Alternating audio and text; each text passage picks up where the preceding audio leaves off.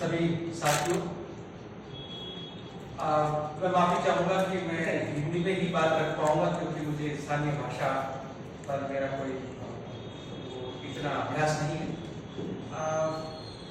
आज आपके बीच में आकर मुझे खुशी है कि यहाँ पर त्रिपुरा में सेवादल के कार्यकर्ताओं ने मिलकर और प्रदेश अध्यक्ष महोदय की सहमति से और मदद से पीसीसी और सेवादल दोनों ने मिलकर कल जय बापू जय भीम जय संविधान का जो कार्यक्रम है उसको आयोजित किया। ये कार्यक्रम की शुरुआत तब हुई कि जब हमारे देश के गृह मंत्री अमित शाह संसद के अंदर ये बोलते हैं कि आम्बेडकर जितना करते हो अगर उसकी जगह पे भगवान का नाम लेते तो स्वर्ग मिल जाता।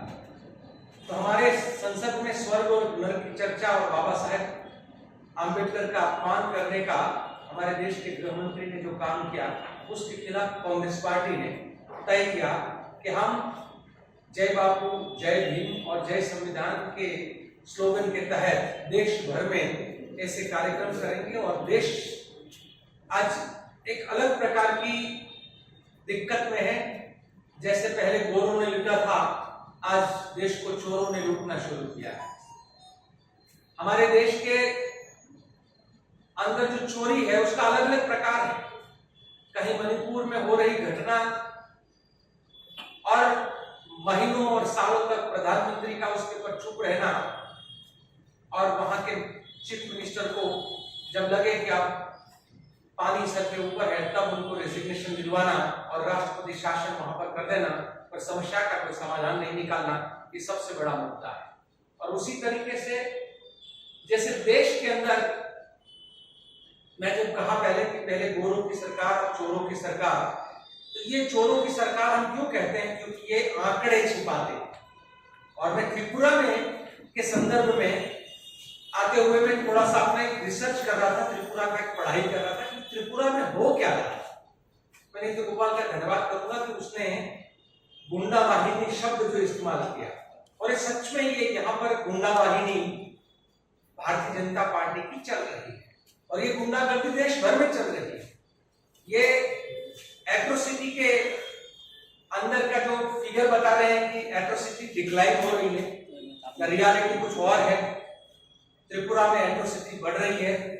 आज की घटना है, कल शाम की घटना है, सेवादल और कांग्रेस पार्टी के लगे बैनर्स पोस्टर को फाड़कर बीजेपी के गुंडों ने वहां पर वो पूरा पब्लिसिटी मटेरियल है उसको खराब करने का काम किया है।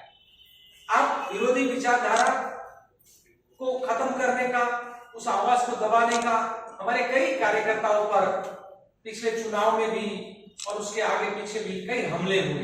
तो एक तरफ जनता की आवाज बनने वाले विपक्ष के कार्यकर्ताओं पर आप हमले करोगे और कहोगे कि एट्रोसिटीज यहाँ पर काम है।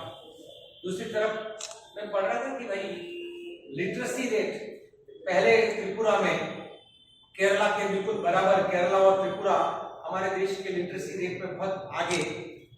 तो एम्प्लॉयमेंट में केरला में प्रॉब्लम है और त्रिपुरा में एम्प्लॉयमेंट के डेटा छुपाए जा रहे हैं। और डेटा छुपाने का कारण कोई बोलेगा कि भाई नहीं यहाँ पे तो अनएम्प्लॉयमेंट इतना नहीं है। तो मैं पूछना चाहता हूं आज की सरकार को कि जिस राज्य के 69% बच्चे, 69% बच्चे 0 से 5 साल की आयु वाले, सबसे जो कम आयु वाले, हर माँ बाप अपने बच्चे को 0 से 5 साल की उम्र में होता है तो अपने से जितना हो सके खिलाने की कोशिश करते हैं, उसको भरपूर पोषण देने की कोशिश करते हैं। और जिस राज्य के बच्चे 5 साल से कम उम्र के हैं वो 69% बच्चे कुपोषित हैं, अंडर न्यूट्रिशन है। तो ये जो कुपोषित बच्चे हैं, अगर जिस राज्य का एम्प्लॉयमेंट ठीक ठाक हो तो उस राज्य के बच्चे भूखे क्यों हैं? उस राज्य के बच्चे कुपोषित क्यों हैं? यहाँ पर ड्रॉप आउट, एक तरफ शिक्षा का रेट अच्छा दिखाई दे रही सरकार, पर ड्रॉप आउट का रेशियो 8वीं 9वीं के बाद जो ड्रॉप आउट रेशियो है वो इतना तेज गति से आगे क्यों बढ़ रहा है? खास करके आदिवासी इलाकों में बच्चे जो है वो स्कूली शिक्षा के बाद हायर सेकेंडरी, सेकेंडरी और हायर सेकेंडरी जो है उससे वो लोग गायब क्यों हो रहे हैं, उन स्कूलों में क्यों नहीं, ये सबसे बड़ा मुद्दा है। और साथ ही साथ जिस प्रकार से भारतीय जनता पार्टी यहाँ पर वो किसानों के मुद्दे पर, रोजगार के मुद्दे पर, एट्रोसिटीज के मुद्दे पर विफल रही है, वो हमारे लिए बहुत बड़ा चिंता का विषय है। यहाँ पर संविधान से सरकार नहीं चलती है, भारतीय जनता पार्टी की तानाशाही की सरकार चल रही है, ऐसा साफ शब्दों में यहाँ पर दिखाई दे रहा है। और मैं मेरी बात को समाप्त करते हुए पूरे देश के अंदर जो हो रहा है आप सबके सामने रखना चाहूंगा कि हमारे देश में चुनाव निष्पक्ष हो, इसीलिए देश के संविधान में था कि इलेक्शन कमीशन का चीफ जो है वो नियुक्ति करने का अधिकार 3 लोगों को होगा, प्रधानमंत्री, विपक्ष का नेता और सुप्रीम कोर्ट के चीफ जस्टिस।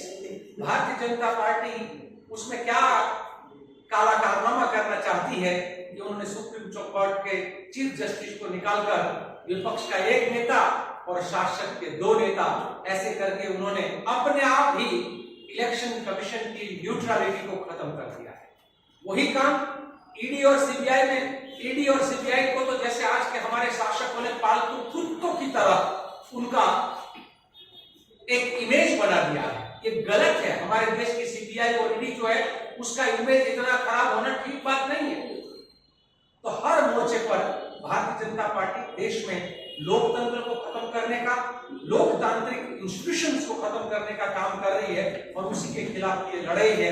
क्योंकि अगर देश में लोकतंत्र नहीं बचेगा तो हमारे, और मैं मीडिया कर्मियों के लिए भी कहना चाहूंगा कि भारत का मीडिया का जो आवाज है देश भर में, एक समय यह होता था कि जब जवाहरलाल नेहरू के खिलाफ कोई मीडिया लिखता था तो उसको प्रोत्साहित किया जाता था। कोई कार्टूनिस्ट अगर नेहरू के खिलाफ कार्टून बनाता था तो उनको फोन करके कहते थे कि बहुत अच्छा कार्टून बनाया है। और आज मीडिया कर्मी अगर सरकार के खिलाफ लिखेगा, और खास करके उसमें छोटे छोटे जो मीडिया कर्मी, स्वतंत्र मीडिया कर्मी लिखेंगे, तो उनको जेल के हवाले करने का कार्य किया जा रहा है। और इसीलिए हमारे देश के मीडिया का स्वातंत्र भी आज दुनिया भर में चिंता का विषय बना हुआ है। तीसरा मैं आपको ये कहूं, एक तरफ कहते हैं कि देश हमारा विश्व गुरु बनने जा रहा है, हमारे प्रधानमंत्री विश्व गुरु का, हम चाहते हैं कि नेहरू की तरह वो भी एक विश्व में अपना नाम कमाएं, पर एक तरफ ट्रंप के साथ दोस्ती का दावा और दूसरी तरफ भारतीय जो लोग यूएस में हैं उनको बेड़ियों में, जंजीरों में डालकर और उनको भारत में वापस करना, वो स्वाभिमान के साथ नहीं, सम्मान के साथ नहीं, वो समझ सकते हैं, पर बेड़ियों के साथ वापसी वो हमारे देश की आज की विदेश नीति का फेल्योर साफ शब्दों में दिखाई दे रहा है। आप सबका धन्यवाद।